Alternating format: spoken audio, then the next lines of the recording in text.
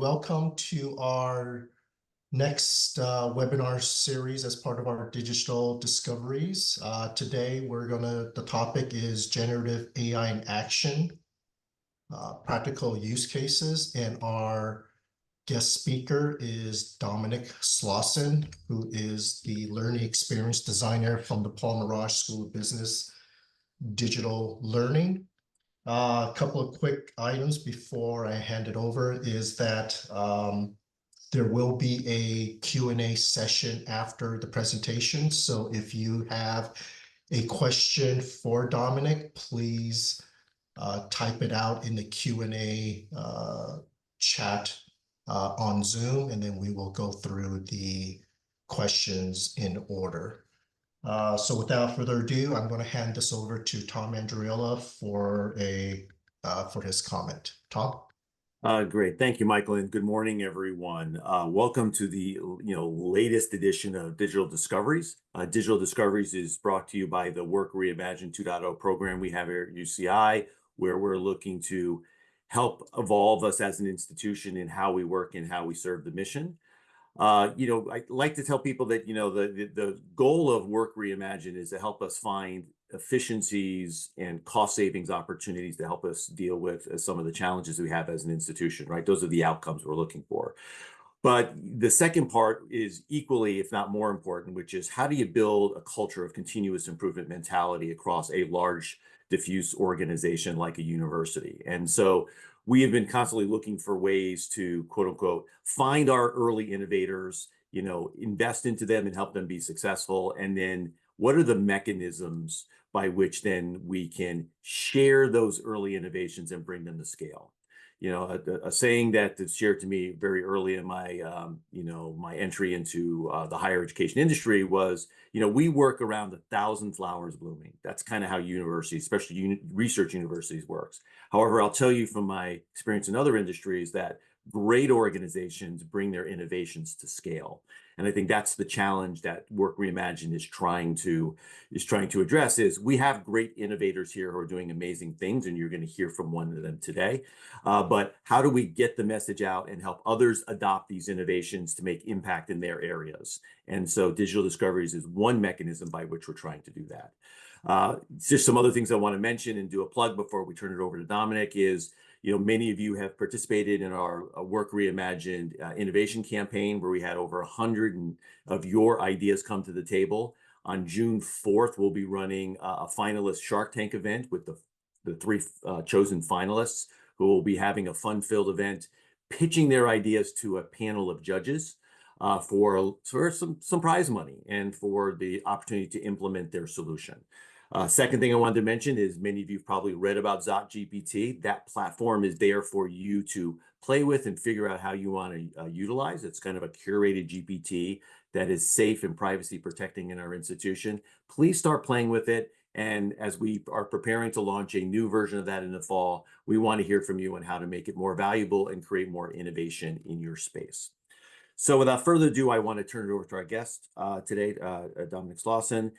He's going to talk about, how to get started, with generative AI here in higher education. And, Dominic and I were part of a session last week, really focused on AI in the teaching space, where we had roughly, and it's now expanded to maybe 60 of our early adopter innovators talking about what are we doing, how are we making an impact, and what's the long-term potential, for generative AI as we think about how it's going to impact the way that we're thinking about teaching pedagogy, helping our students master topics, and how they help them get ready for the careers that they're heading towards.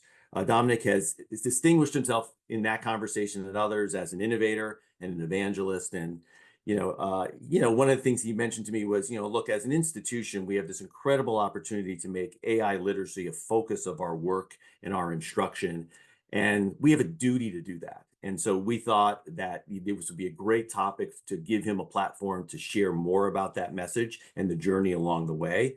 I feel like it's a privilege to have colleagues like Dominic to be able to work closely with and invest into and to bring these messages to you. And so I know you're going to enjoy the information he's going to share with you today. So without further ado, Dominic, I'm going to turn it over to you. Thank you so much for joining us today and sharing your message.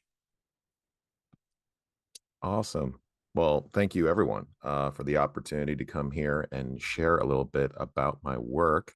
Michael, if you want to stop sharing your screen, I'll go ahead and share mine and we'll get things rolling here. Oh, actually, let me also share audio just because I'll need that a little bit later. Okay, we're good there. And let me get the panel. Perfect. All right. Well, again, thank you for this opportunity. Really excited to just share some of the work that I've done on generative AI. And my goal with this session today is really to open up your imagination a little bit to the potential of this technology in the work that you do. The implications of this technology, given its capabilities, are so far-reaching. And every day we're discovering new possibilities with it. And it can feel very overwhelming at times, to be perfectly honest. But what I want to do is boil things down to a really great foundation, a really good starting point where you can start to understand how you can begin tinkering with this technology, experimenting, trying things that relate to your own context so as to, basically get on the train here as we start moving towards this new world that we're going to live in which generative AI is going to be such an important part.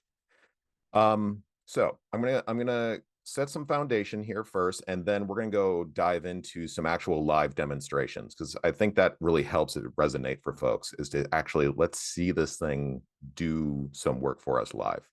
So to get things rolling, I first want to set the foundation by talking about all the ways in which AI can potentially be used in our work. When ChatGPT first broke out on the scene, I think the narrative that dominated higher education was, oh no, the sky's falling, students will use this to cheat, and that became that dominated too much of the conversation. I think we've done a good job of starting to move past that to understand from a broader scale all of the potential this brings with it. As Tom was just saying, we really have an obligation to take this technology and start thinking about how can we prepare our learners for a future where this technology is going to be so critical. So here on the screen, you can see a spectrum. On the left is low AI use, on the right, high AI use. What I want to do is run through a few examples, a few ways in which you might use generative AI. And the reason I'm showing it to you on this spectrum is that I want you to be thinking about all the different ways that you can use generative AI to potentially augment your workflows, augment your processes, because there is no one size fits all. There is no one approach. It's really a broad spectrum. So by looking at these examples, we can start to kind of open our minds a bit to all the ways in which we could consider using AI. So let's run through some examples. Let's start with low AI use, meaning you're going to use generative AI, but in a very minor way. You're still going to largely do the work the way you've always done it. What might this look like? What's an example of this? Well, one example might be AI copy editing. So very simple. A human generates a composition that an AI then goes in and edits, like looks at syntax. This is not all that different from something like Grammarly. We've had this technology for a while. The ability to just take our writing and make sure we're addressing any mistakes. That's a very low AI use. And this is something that I think is a very low barrier to entry for most people using the technology in this way. Let's move up the spectrum a little bit. Where could we go from here? Well, a next step could be an AI critique. In this use case, the AI is giving its opinion about the ideas of a human composition. Now, this is something that's relatively new. We've only had this kind of ability in a practical sense for the last 1.5 to 2 years. What's happening here is that now the AI is actually able to comprehend to a certain extent, depending on how you want to define comprehend, what you have written, and is able to formulate opinions on, do you have a strong argument in this paragraph? How could I phrase this better given the audience of my composition? Those are things that AI can now do. And in this use case, I mean, you are still creating the composition yourself, but you are inviting AI to give its opinion so that you can make the decision on how to move forward. Let's move up the spectrum a little bit further. An AI brainstorm. So now the AI is generating ideas at the very beginning of the work that you're doing. So you give the AI the background, the context, the situation, and you ask it, what are some ideas that I should consider? This is where AI really starts to fulfill that role of a thought partner. Okay, it's expanding your creativity, thinking of ideas that you may not have thought of otherwise. Okay, and then from there, you can build your composition. Let's go even further into AI use. An AI rough draft. So now, perhaps the AI helped us brainstorm, and then we tell the AI, you know what?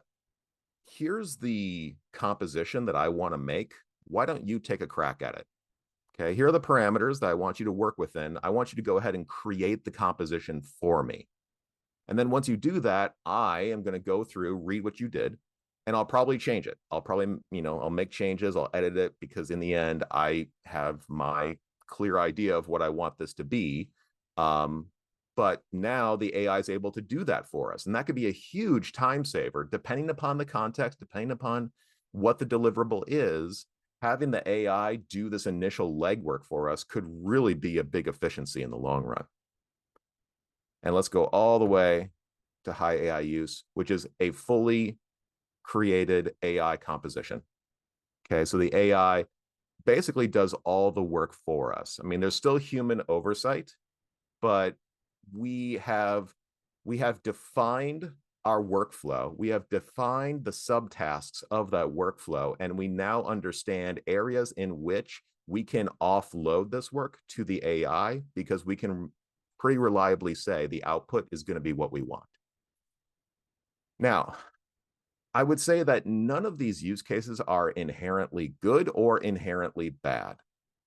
They all have tremendous value. And what that means for us is that we need to be reflecting upon our work, reflecting upon our context, so as to determine where on the spectrum any given subtask might fall. Okay. I also think it's important that as a guiding philosophy, we always have a human in the loop when doing this work. I think there's an ethical imperative that we have a human in the loop to ensure that the content that is generated is being used in an appropriate way, that we are addressing any bias that the system may have, that we're addressing hallucinations and inaccuracies in the content it creates. These are all things that, of course, we need to be, responsible professionals. But with that in mind, there are countless ways in which generative AI can augment the work that we do. These are just 5 examples. There are countless more. So as we go through these demonstrations that I show you today, be thinking about the premise of each one of them, and then where on the spectrum you could see that premise perhaps augmenting your work, okay, and helping you to do your job better. Now, a big part of working with these AI systems is prompting. At this point, it's become kind of a common word, I suppose, but for those who may be less familiar, prompting, the basic idea is that this is the command that you give to the AI so as to get the output that you want. Okay, what's the request that you give it? So if you go to ZotGPT or ChatGPT or Copilot or Gemini or Claude, whichever AI tool you want to use, you need to start by prompting and telling the AI what it is you want. Prompting is a skill. It's a skill that takes some time, I think, to build up, and it's people will struggle with it. what I want to do is I want to run through an example of a prompt. And well, I should first preface this by saying there is no one correct way to prompt. There really isn't. It depends upon what is your context, what's your situation, what are you trying to get out of the AI, what model of AI are you using. These are all factors that will sway the way in which you prompt. But what I want to do is show you an example of a prompt I built and just show you some considerations that I made when I made this prompt, which I think can help you when you think about, how do I prompt the AI to get an output that I want? Okay, so the example we're going to look at, relatively simple one, I would say. This is the copy editor prompt. So basically, we're going to give the AI some instructions for it to function as a copy editor. Okay, so we're going to tell it to be a copy editor, to read a composition that we provide it, and then get feedback on it. Okay, so let me run through. We're going to go through this prompt chunk by chunk, and I'll explain the rationale of how I built it as we go. Okay, so here's the first part of it. I'm a professional at the University of California, Irvine. I'm going to provide you with a composition that I've created and relates to my discipline. So that's the first part of my prompt. And what I'm doing there is I'm kind of establishing the initial context. I'm letting the AI know this is who I am. This is where I am at. And, basically giving it just the barest minimum of a foundation of the context. Okay, that's important. Okay, by giving that information to the AI, it's going to help sway the outputs it gives me in a certain direction. Okay, very simple initial context. Now, let's go a little bit deeper. This composition is going to be shared with my peers. As such, I want to ensure my writing is articulate, convincing, well-structured, and grounded in clear reasoning. With that in mind, you are going to act as my copy editor. You are not here to please me by simply complimenting my work. Instead, you are here to make my writing the best it can possibly be. Okay, so now with this part of the prompt, I'm detailing the goal and letting the AI know here's the outcome that I'm aiming for. And I'm giving it lots of direction, right? Lots of instruction of how I want it to behave, the things I want it to pay attention to. Again, this is really important when you are prompting the AI.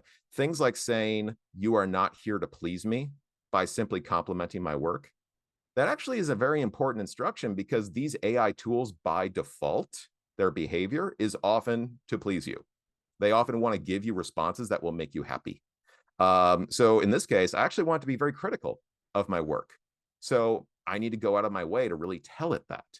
Okay, so that's that's what we're doing with that portion of the prompt. Now here comes the next one. This one's a little bit heftier. To accomplish this goal, analyze the composition I give you, then do the following. Create a table with 2 columns. Column 1 will be a brutally honest critique of the first paragraph of the composition. Consider multiple factors in this critique and ensure you're detailed. Focus less on what I need to do and more on why the critique is valid.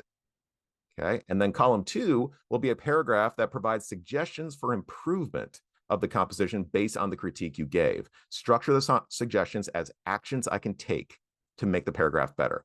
Repeat this process by adding additional rows to the table for each additional paragraph. So you can see I'm giving the AI a lot of instruction here, a lot of direct instruction. Now, this is something that I don't think a lot of people realize, is that when you work with these generative AI models, you can actually give them a hefty amount of instruction. And this can dramatically change the outputs that you get from the AI system.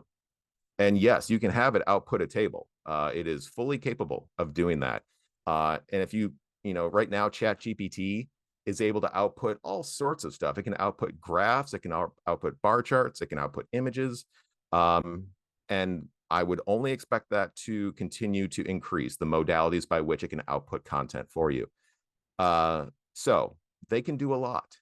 And that's where the experimentation really becomes fun, I think, is exploring all the things that they can do. Last part of the prompt. Let me know if you understand, and I will provide you the composition. So this last part is basically a check for comprehension. We're making sure that the AI understands all the instructions that we gave it. It's a nice way to finish off a prompt, because basically by doing it that way and then hitting enter, the AI will respond with, I understand, let's begin. Perfect. Now I can give it my composition and we'll go from there. So this is an example of a prompt that I've designed. Again, this is by no means the only way that you prompt. There are plenty of things I could do differently to this prompt. I will also say that I'm going to give you all a resource today where you can go and tinker with all the prompts that I've designed, and you can go and remix them, change them, do whatever you want with them for your particular use cases and context. Now, how about we see this in action? I think that would be valuable. So I'm going to run through a few demonstrations today. Hopefully, I'll have time for all of them. We're going to start with the copy editor. So we just saw that prompt I designed. How about we actually put it through its paces and see how it works? So I'm going to hop out of my slide deck here. I'm going to head over to ZotGPT. Well, actually, before I go to ZotGPT, I'm first going to head over to this Google Doc. This is the resource that I will be sharing with you all at the end of my presentation today. It's basically a library of prompts that you can review and start using and playing with. I'm going to go down to the copy editor prompt. For each of these are links. If you click on the link, it'll jump you to that part of the document. Okay. And for each one on the left-hand side, I've given a description of what the prompt does, some potential benefits that it could provide you if you use it, and then the prompt itself. Okay. So here's what I'm going to do. I'm going to copy this prompt. I'm going to head over to ZotGPT. And we're going to start a new chat. I usually start with balanced as my conversation style, just because, well, that's a good place to start, I think. You can definitely experiment with creative and precise. Kind of depends on your context, or sorry, it depends on your use case, what you're trying to achieve. But I'm going to paste in this prompt and let's send it. It's going to think for a moment. Says, I understand your request completely. Please proceed by sharing the composition, and I will assist you in enhancing the quality through detailed critique and constructive suggestions. Okay, we're ready to go. Now, I don't want to put anyone's composition on the spot, so I'm going to use one of my own compositions. I think that's only fair. And actually, I'm digging deep into the past here. I'm actually grabbing, this is from my master's degree capstone. A composition that I had written up many years ago. I'm just going to grab a chunk of it. Okay, so I'm going to grab, a few paragraphs from the introduction of this composition I had made. I'm going to paste it in. Okay, so there's the chunk of composition. Again, you can put a lot of text into a prompt. Okay, that's an important thing to be aware of. I'll send it. It'll think for a moment. And here we go. So now what ZotGPT is doing is it's creating this analysis of the composition. And you can see it's actually formatting it for me. I told it to use a table format for the critique, and you can see that it is doing that formatting of a table critique. Now, I will say this is interesting. With this run through of the prompt, it actually added a numbered list to go along with the table. It's actually a behavior that, is new, but that's also the nature of these AI tools, is that they can always have a little bit of variance in how they work. But now I, as the human in the loop, I'm able to read through this critique. Okay. I can see what it's recommending in terms of a course of action. And then I can make my determination of, do I agree with what the AI is saying, or do I disagree? Okay. And then I can decide how I want to improve upon that composition. Okay. Obviously, this is a little too long for me to read through right now, but it gives you the idea, right, of what can be done by building a prompt like this. All right, I want to run through some other examples for you. The next one is the video outliner example. Now, this one I think could be especially valuable for our faculty. So think about this. You're a faculty member who has a lot of lecture videos, okay? And you record these lecture videos, you've got these transcripts for these videos, And maybe you want to provide your learners with some supplemental resources, maybe an overview of what the video discusses or an outline of what the video discusses. If we have that transcript, then we can absolutely convert that into a nicely organized outline that would be a supplement to the video. So let me show you how this would work. I'm going to hop back over to my prompt library. Let's go to the video outliner. Okay. This one's very simple. You can see it's just a few lines. It's a very simple prompt. You are now a tool called Video Outliner. Your purpose is to take a transcript of a video and turn it into an outline of important points that are discussed that can be easily read through and consumed as an alternative to watching the video.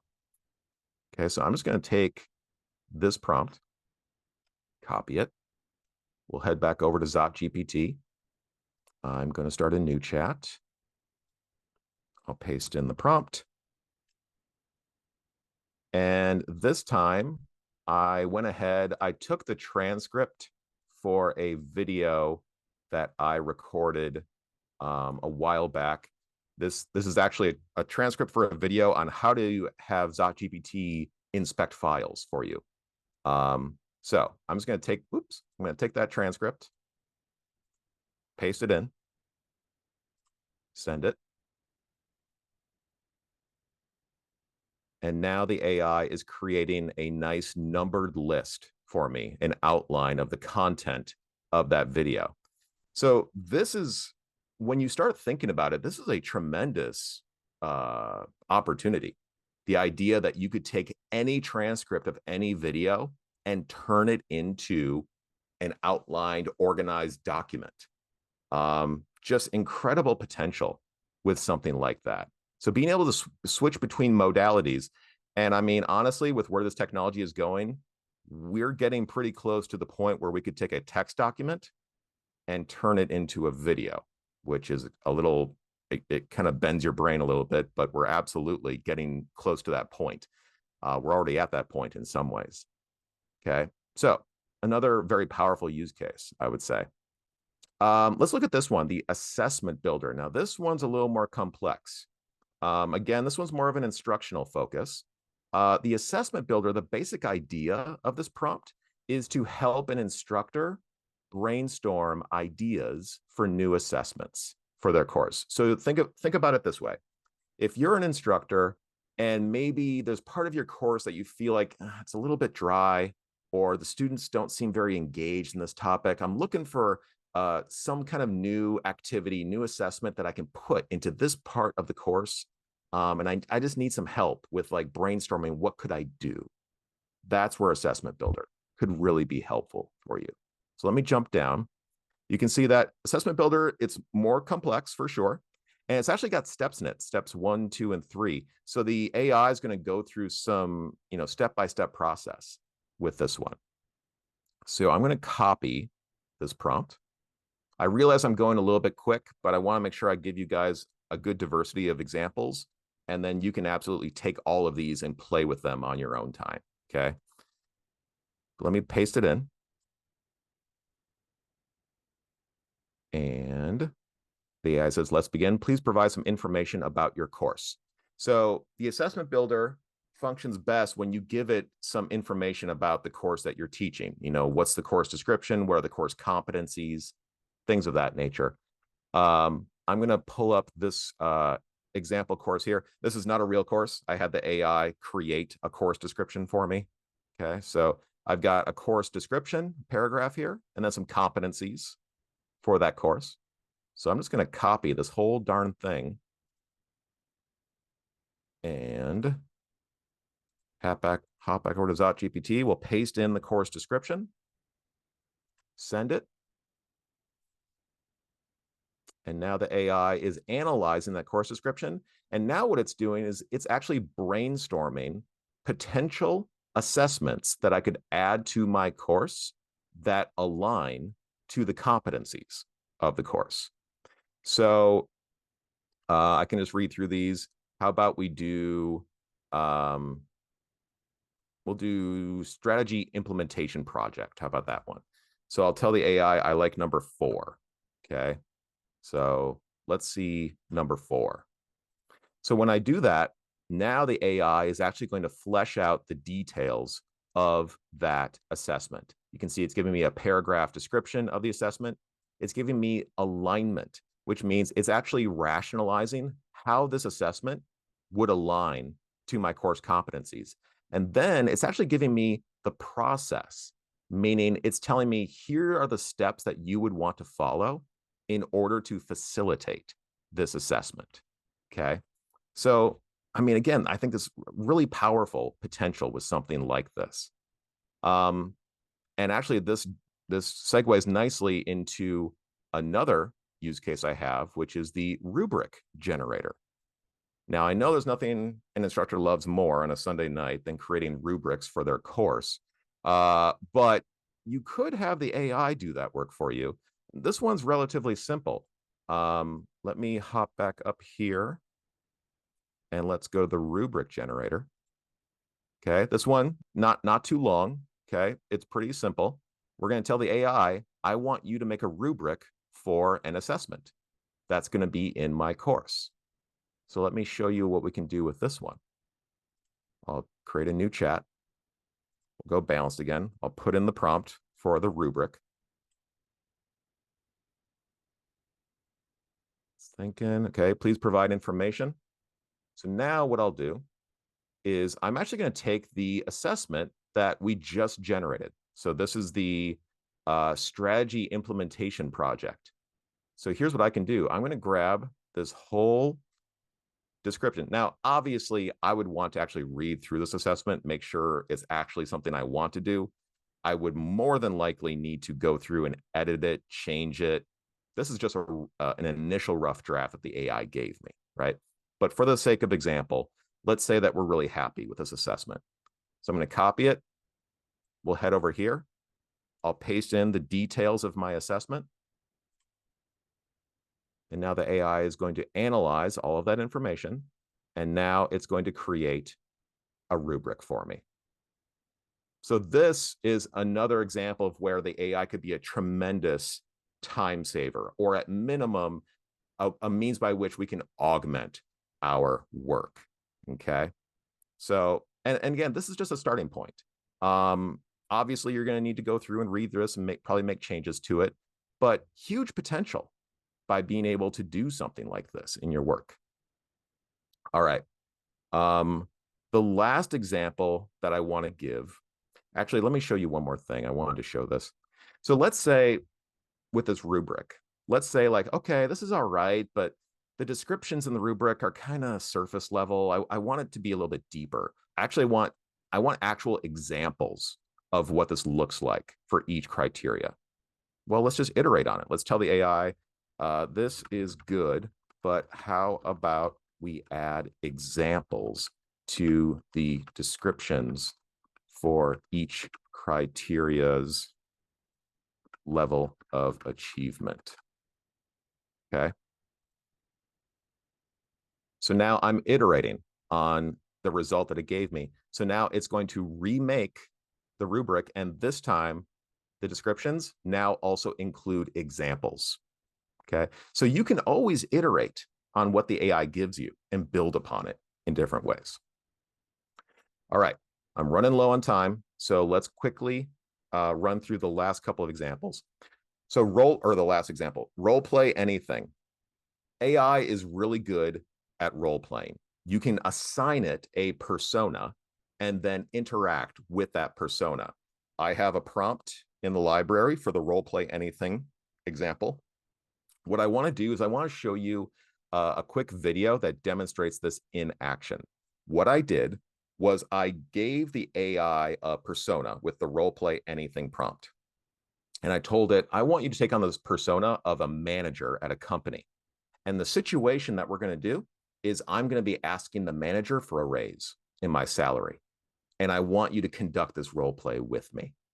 Not only that, we're going to make this a voice-to-voice interaction, because ZotGPT and a lot of these other AI platforms have the capability to do synthetic voices.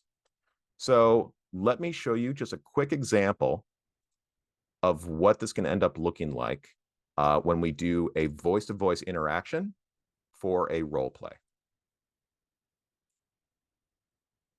Let's set the scene for our roleplay. The setting is a sleek, modern office with floor-to-ceiling windows that overlook the bustling city below. The atmosphere is quiet with the faint hum of office machinery in the background. You have scheduled a meeting with Morgan Langley in their office. It's late afternoon, and the golden light of the setting sun fills the room, casting long shadows. You're seated across from Morgan at a large, polished wooden table. Good afternoon. I appreciate you taking the time to come to me with your request. I understand you're seeking a raise in your salary. As you know, any decision regarding compensation adjustments requires careful consideration, especially in light of our company's current financial strategies and objectives. Please, let's get straight to the point. Can you provide me with a detailed justification for your request, highlighting your contributions and how they align with our financial goals and efficiency improvements? Well, I've been working at this company for a number of years now, and since joining, I've taken my responsibilities very seriously.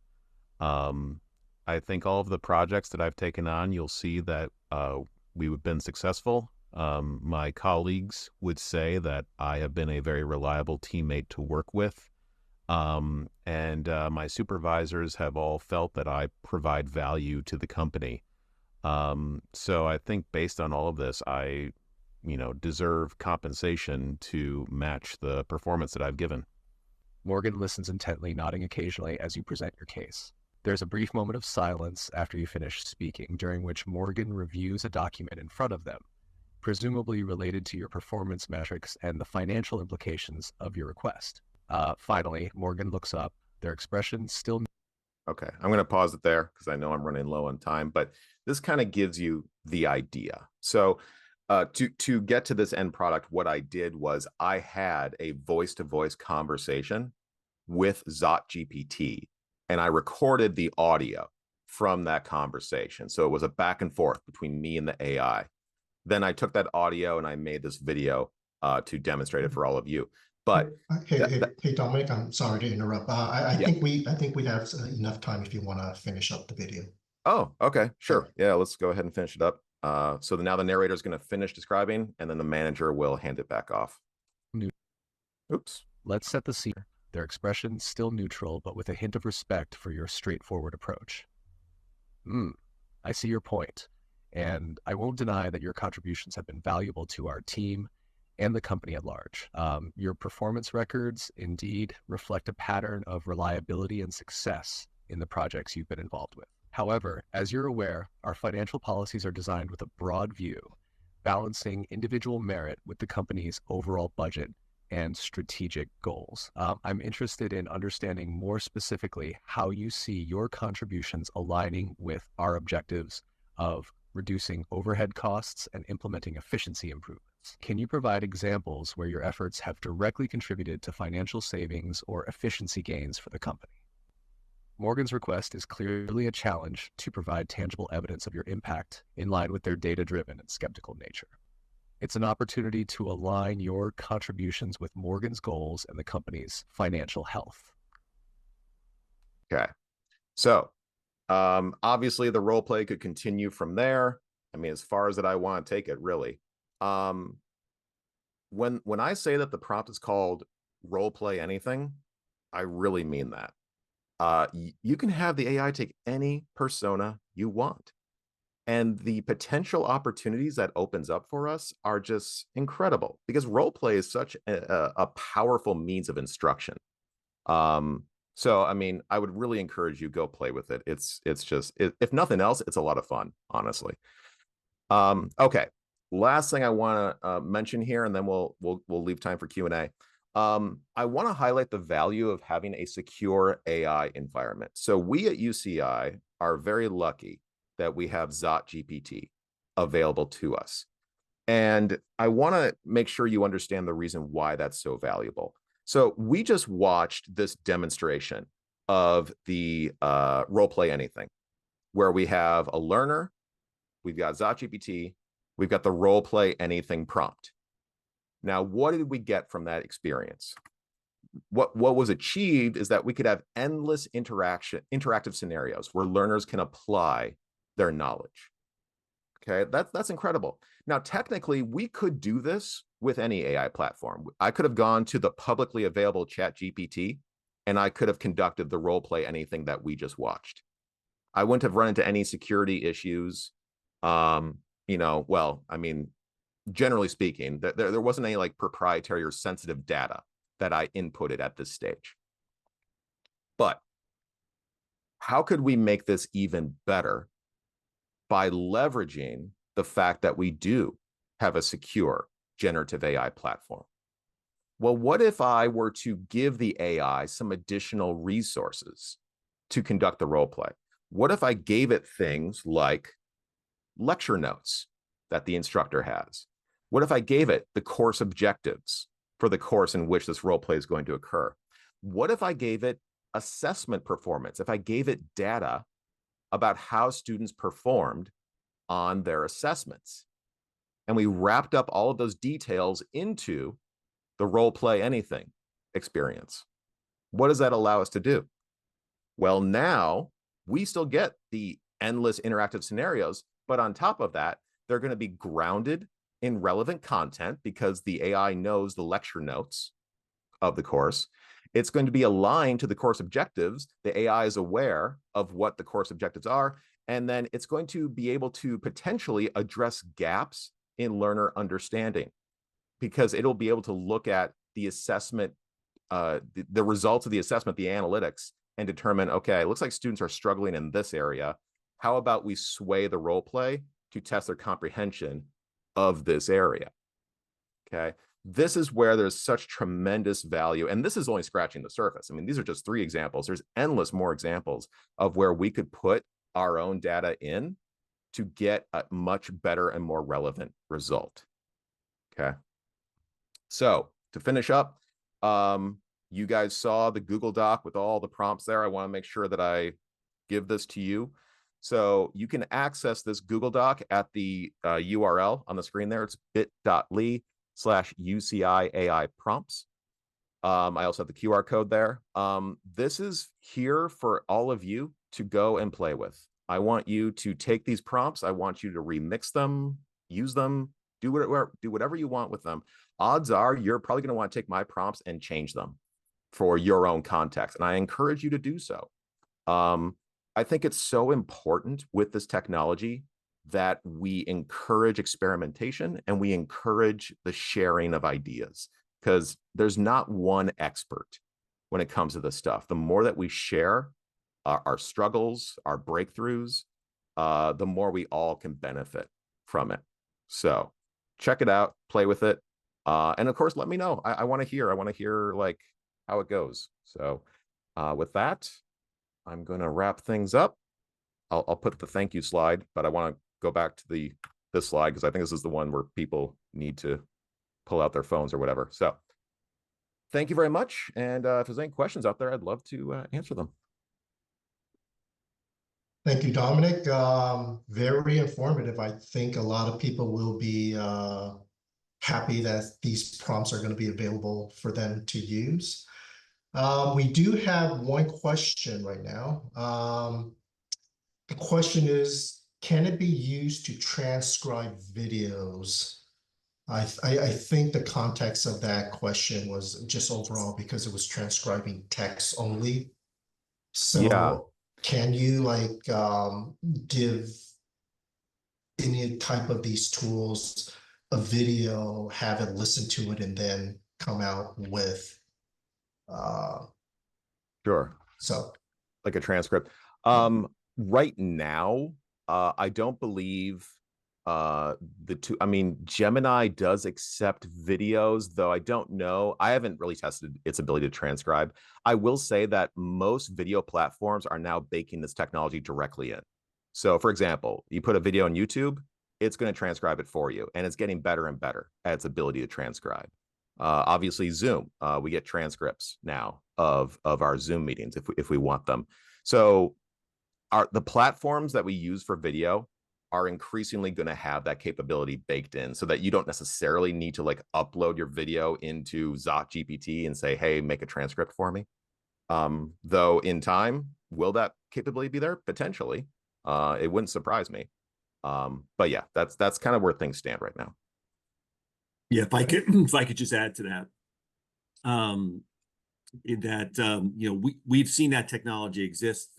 Some of us were up at OpenAI for a kind of small setting with their executive team where they showed those, not just even transcripting videos, but also embedding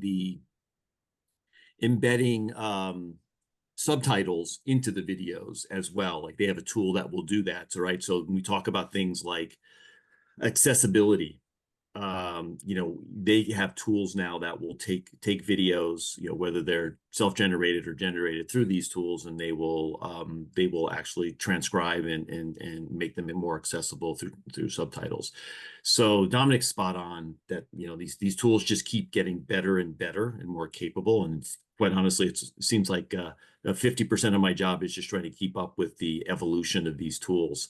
Dominic, I have a question for you. Unfortunately, as part of the organizer for this, I can't ask a question through the normal channel, so I have to kind of jump to the front of the line here.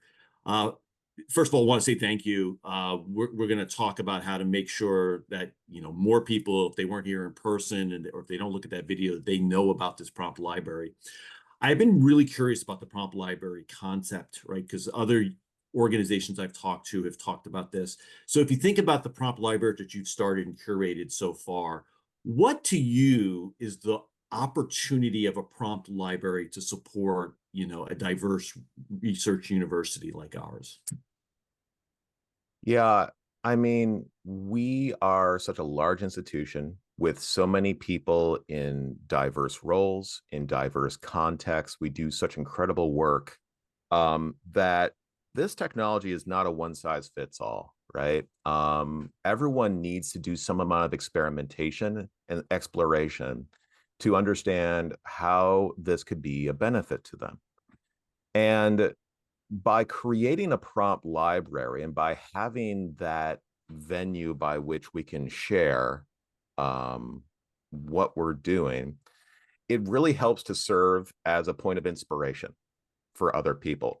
I mean, and this is something I really encourage folks to do. When you look at the prompts in that prompt library, you'll see stuff that you will think, well, that doesn't really relate to the work I do. I'm not, like, if maybe you're a professional staff, like, well, I'm not a faculty member, so I'm not going to bother looking at the instructional use cases. But if you look at the premise of what's being accomplished, you may start to think about, well, okay, if it can do that, I wonder if it could do this, which actually does relate. So I think that's one value of having the prompt libraries, just to inspire folks to think creatively. And also just this skill of prompting itself it's a tricky skill to develop. I think a lot of folks, they have those skills, but they just may not realize that the AI can actually do all this stuff. And so by seeing that, you will start to gain an understanding of how you may want to design your own prompts. And even if you're someone that's like, this whole prompting thing is kind of a struggle for me, well, I think that's okay. You could still take an existing prompt that someone else developed and just largely use it yourself without having to change much of anything. So I think that fostering that community of sharing, I think, is a huge part of what we want to do by having that prompt library, sharing those struggles, sharing those breakthroughs. I think that's a tremendous value to be gained from having something like that.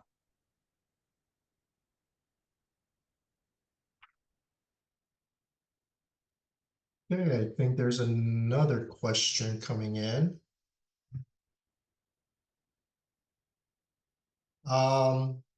If I'm asking for analysis of current research, how will I know how to update the AI knowledge is? So, this is where I think you can start to think about what is it you're trying to achieve, and where do you want to rely on the AI's trained knowledge, and where do you want to give the AI supplemental knowledge?